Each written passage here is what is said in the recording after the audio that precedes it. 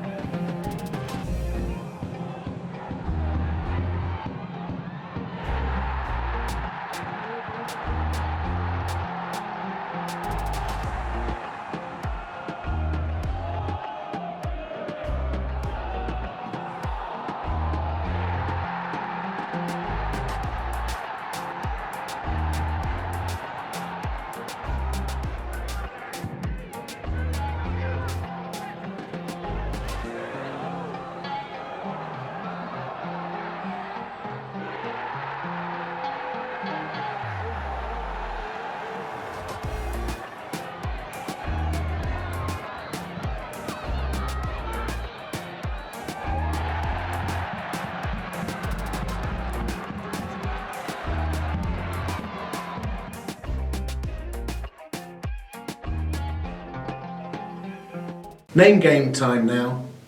How many Sykes was I ever going to put into this? Right, Mark, have you seen this before? Yep. So these are going to be called Mark or Sykes, and I'll give you a clue, there's not that many Sykes in the world. I was going to say... Right, you've got 1 minute to name as many as you can. When you're ready, press that down button. Ready? Go. Mark number 1. Down again? Down here. Don't Mark swear, don't swear, it's a family show. I was going to say something else. Mark Wahlberg. Good, 2. He actually looks like Edge from WWE back in the day. But I don't know.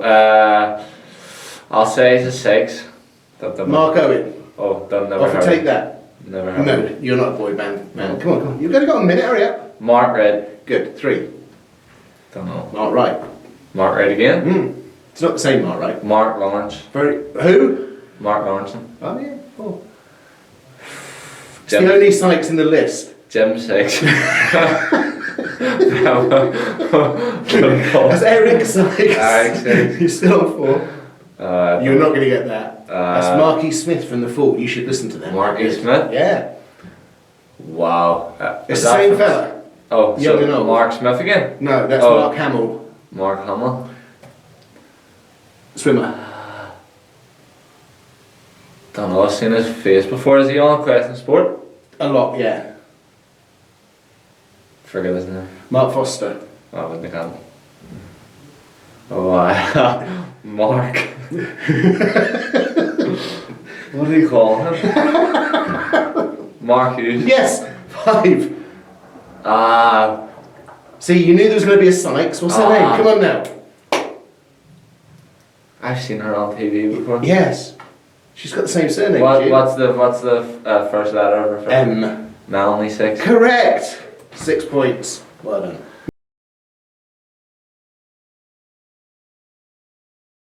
And now the bit everyone switches off when me and Martin waffle on about Morecambe and the programme. Show people what you did. This is for the Tuesday night game against Tottenham Hotspur. Yeah, Ben Davis, who, the big pink line in there is I said, no, we can't have that, he's not playing. And then what happened with the curse of the programme? Well, even though he wasn't playing, he was off in Thailand, getting a suntan, I guess. No, I think he was in Mongolia. Oh, I'm not sure you get much of a suntan in Mongolia. I don't know, it might be very sunny, I've not been. There's a big desert there. Is there? Gobi.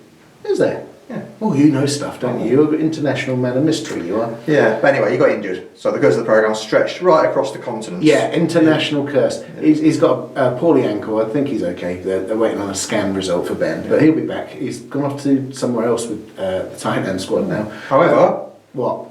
he was replaced by Joel Cooper. Ah, He went so- on to score twice. And, had a great game. Oh, what a great man you are. You're rescuing Oxford United. Who have you put in the programme this time? Well, on the cover it's Sam Long, so he's obviously going to have a blinder. Oh, he's going to score 6. Yeah. Inside, there's a great interview with Matty Taylor. Even though I say so myself, I think it's worth buying the programme just for that interview. Did you do that interview? I did. That's what You never say that when I did the interview. No. There's also Jamie Hansen's The Centrefold, so you know, worth buying for that as well. Literally a centrefold? Literally.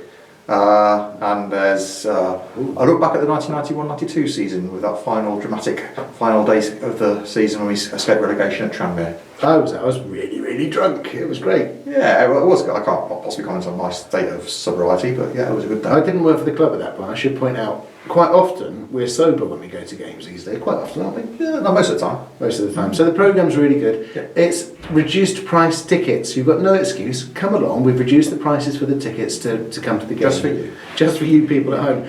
I know I'm no expert on this. No. But I wrote about this in the programme the other day. I wasn't all that comfortable around crowds, so I struggled. I went to watch the London Marathon and couldn't go on trains and stuff. I think there are some people who haven't come back since COVID, and the ticket offer, I think, encourages people to come back, doesn't it?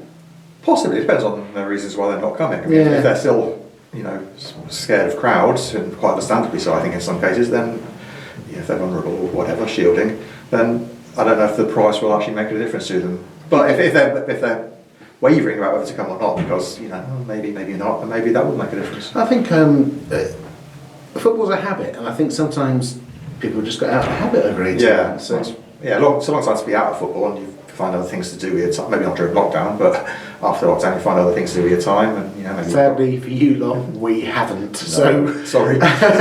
so we'll still be there doing the reports, the Twitters, the galleries, all that sort of stuff that you come to expect. Take advantage of the ticket office. Come see us against Morecambe. We'll see you next week.